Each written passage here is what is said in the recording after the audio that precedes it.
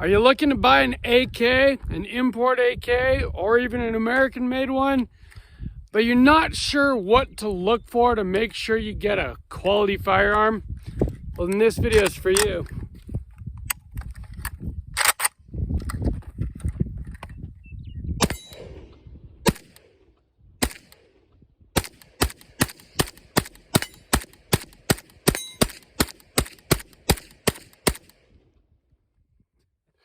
Welcome back to Sawtooth Tactical. Today's video is all about the AK, AK-47, AK-74, whatever variant of AK. Today's video is about what to look for and what to look out for if you're in the market to buy an AK. My AK is my most recent firearms purchase, and I'd like to tell you guys what I looked for and how I guaranteed myself that I got a quality AK, because there are a lot of different variants of AKs out there. There are imported AKs, there are American AKs, and they come from all over the world, all different factories. They have different manufacturing processes. They come with different feature sets. And you could very easily get yourself into something that is not gonna be good in the long run if you don't know what you're looking for. And I know that the lower priced ones are going to be an attractive thing these days, especially with the price of AKs continues to rise. But like with many things, you do get what you pay for. So before we get started, I want to thank everyone that subscribed to the channel, everyone that likes, comments, and shares these videos. I really do appreciate you guys.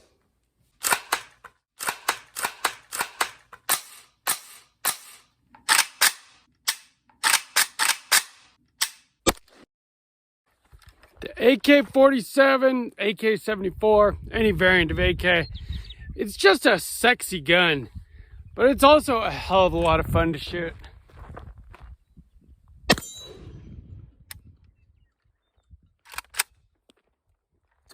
I guess that was the last round. So this is my AK. It's a 1967 WASR 1063. This is made in Romania in the Kujir factory. And I've been very happy with it. I've put a lot of rounds through it by now. I got it I don't know, quite a few months ago, and it's been extremely reliable, as AKs should be. But I took a long time deciding which AK to get. I had considered some American-made AK variants based solely on the price. You can get a Riley Defense or a Palmetto State Armory AK for fairly cheap, relatively cheap, considering what AKs are going for these days. But to me, it didn't seem right to get an American-made AK. Now, I am all about American firearms. American 1911s, American AR-15s, Smith & Wesson, Ruger. I like American guns, absolutely. But the AK is, classically, it's a comm block gun. It's a Russian design, and then Russia went around and taught all these other comm block countries how to produce them, and they helped them set up their tooling and get started. And so to me, it just felt more right to get an AK from one of those Eastern European countries. So I looked for a long time, and what I found was this Romanian WASR 1063. If you don't know what 1063 is, compared to the more commonly known WASR 10, WASR 10 is produced for civilian use, to sell on the marketplace. The WASR 1063 was made out of military parts, and this one specifically is in 1967. I don't know if you can read that or not, but 1967 parts, all numbers matching. And, this is what an AK should be to me. But there's a lot of things to look for to make sure that what you get, whether it is an American one or a comm block AK, is going to be a quality one. And the first thing, and probably most important, is going to be your trunnion, and whether or not it is cast or forged. And that's another big reason that that I wanted to get an import AK, because I'm not sure if I'm aware of any comm block countries that use cast trunnions. What your trunnion is the area, let's see, we'll disassemble this a little bit here. Your trunnion is this area right here that has the locking lugs where your bolt locks into, and it has your barrel pressed into it. And there's a big difference between cast and forged trunnions. Casting is a process that doesn't cost nearly as much money. It doesn't need the same kind of tooling to set up as a forging process does. And so for a long time, a lot of American-made AKs used cast trunnions, and that came with a host of problems, namely being that your AK could explode in your face, which is not something that any of us want. So a forged trunnion is very, very important. Now, luckily, there are even American AK brands now, specifically like Palmetto Armory. Their current crop of AKs all used forged trunnions. So you don't have to worry about that so much anymore with a brand like PSA, which is nice. I think that they, from what I've seen, are making fantastic AKs. Again, I still believe in, imported comm block AKs. As much as I love my AR-15s, there's nothing quite like an AK range day.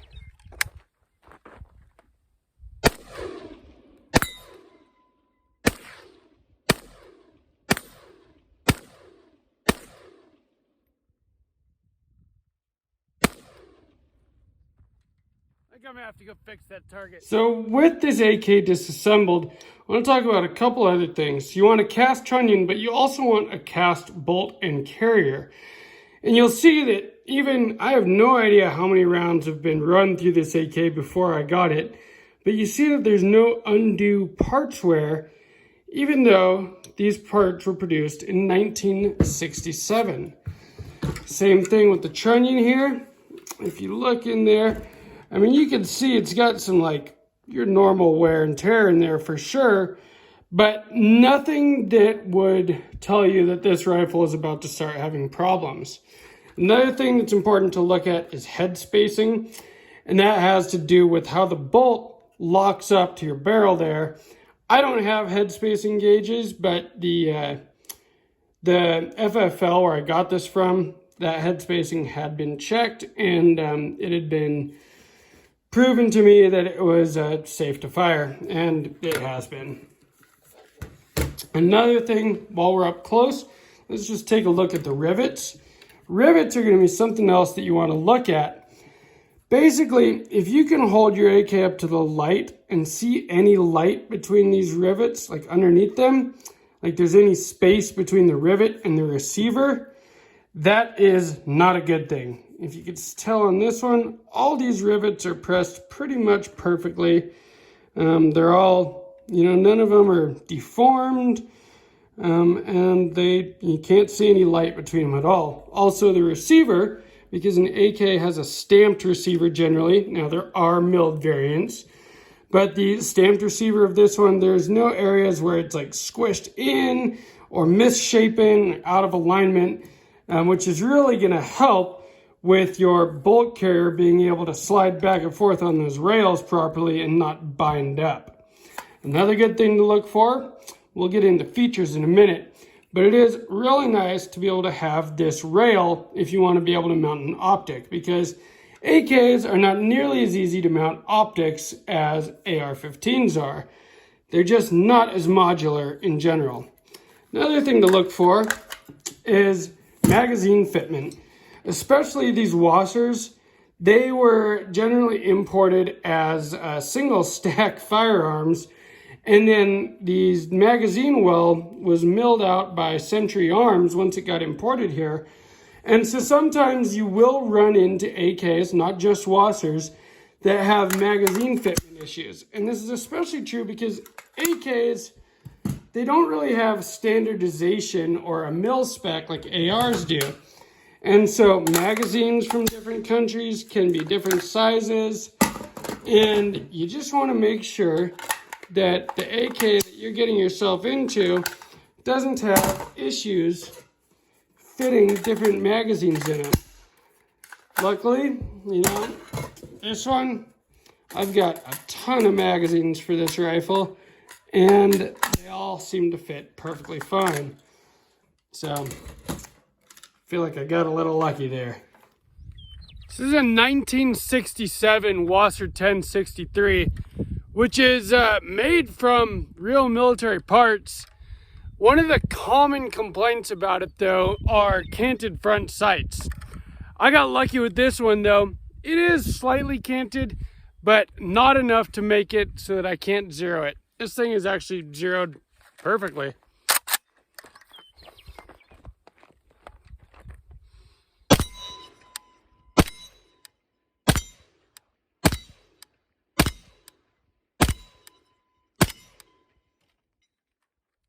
And then knocked over my target.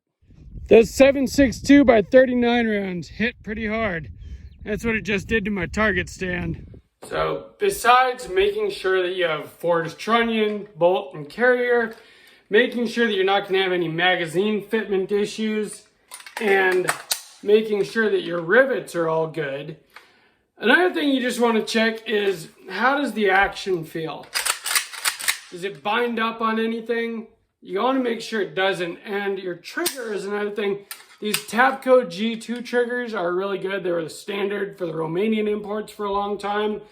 The ALG triggers are absolutely fantastic. So just another thing to look for, because I know that at least some of the earlier imports, you could get really bad trigger slap. Not an issue with mine. I feel like I got a little bit lucky getting this AK, but just something to look for there. I'm gonna put it back together here.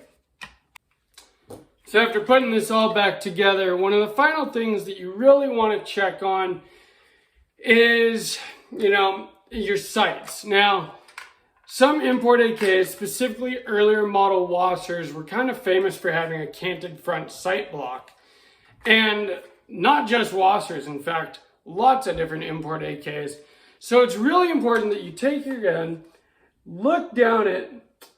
I like to look down the sights from the rear sight leaf to the front block, but also if you could just look down the gun itself, make sure everything is straight, that your barrel is pressed in straight, that you don't have, your rear sight block off to one side, your front sight block off to another side, that everything is lined up straight. If it is slightly canted at the front sight, that's not a very big deal, as long as it's slight enough that you can still zero your rifle. And luckily with mine, it's zeroed absolutely perfectly. But if you look in the camera there, you can see that it has to be zeroed off to this side a little bit. And that is because my front sight is canted slightly to the left. So I had to zero it to the right to make up for that. Again, like I said, not a big deal, but I have definitely heard of AKs that the front sight block was off so far that you couldn't even zero your rifle, which makes it basically unusable for any kind of practical accuracy. So that's a really important thing to look for. When you buy a quality AK, it is an extremely reliable weapon.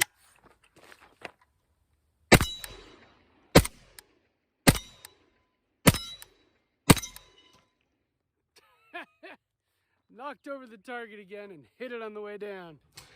Another thing is you want to look at the feature set that your AK is going to come with. Now, some of these things might not be as important to everybody, but to me, having the cleaning rod here is an important thing just as far as the looks go. You want to have, or at least part of the reason that I love the AK is the way it looks. It's a beautiful rifle. And part of that look is the cleaning rod. Now again, besides that, I really like the wood furniture. That's my favorite look for an AK. You could definitely go high speed, low drag, tactical, but to me, that's what my ARs are for. The AK, I like the classic laminate wood furniture. And again, look out for that because like the newer WASR 10s, the wood that they come with, I think is American maple. Not sure. Someone told me the recent ones are almost like balsa wood. And they're just very cheap, crappy furniture. This is the original military, laminate wood, which to me is just the way an AK should look. Also, if you look in the buttstock here, we've got the military cleaning kit that comes with it. That's just another one of those little things that, it's just one of those little extras that's nice to have. And just kind of a cool thing. Honestly, I don't use this cleaning kit to clean my rifle, but it's just cool to have it. Another thing, a bayonet. Does your AK have a bayonet lug? And will it mount a bayonet? Now, I don't know how often you're going to use a bayonet. I don't really use mine, but it's just a cool thing to have. Let's see if we can get this on here correctly. Again, a bayonet, just a nice option to have. And it's just one of those cool, authentic things that's part of an AK, in my opinion. Now, if you do run your bayonet on there, be very careful. I didn't do this with the bayonet, but just got a bunch of stitches in my thumb. Just got them taken out the other day. You don't want to accidentally do that, putting on or taking off the bayonet on your AK.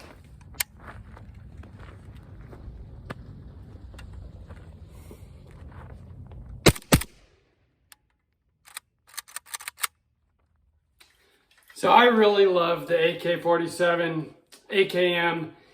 It's a very classic, sexy looking rifle to me, and it's a hell of a lot of fun to shoot. That 7.62 by 39 is a hard hitting round. And the 5.45 by 39, if you want to go AK-74, is about the same effectiveness as like a 5.56 NATO. That's objectively probably superior round to the 7.62. But, I like to have the curved mags. I like the classic look. It's nice to have something that's a different kind of chambering than my ARs. But yeah, I hope this was helpful. Give you guys some things to look for, some things to try to make sure you avoid if you're looking for an import or a used AK or even an American-made AK. Hopefully that you get one that is quality and will serve you and be reliable and accurate for years. And people talk about AK accuracy being not as good as AR-15s, but the iron sights on this, while they're zeroed perfectly now, is a very, very accurate rifle to the distances that it's meant to be accurate at. So I really do love the AK. I want to thank everyone that subscribed, and please invite anyone that hasn't to subscribe to the channel. I'm working really hard at growing this, putting a few videos out every week now. Please like this. If you like this video, leave me a comment. What kind of AK do you have or are looking to get? And do you agree with the things that I've brought up in this video or not? And yeah, please share this with people you know that like it. Down below, I'm going to have a link to the Patreon. That is the best way to support the channel, and any amount is greatly appreciated. As well as an Amazon affiliate link. You can find all kinds of firearm related stuff on there, but also anything else. And if you just click on that link, anything that you buy within the next 24 hours gives the channel a little kickback at no extra cost to you, and it is greatly appreciated.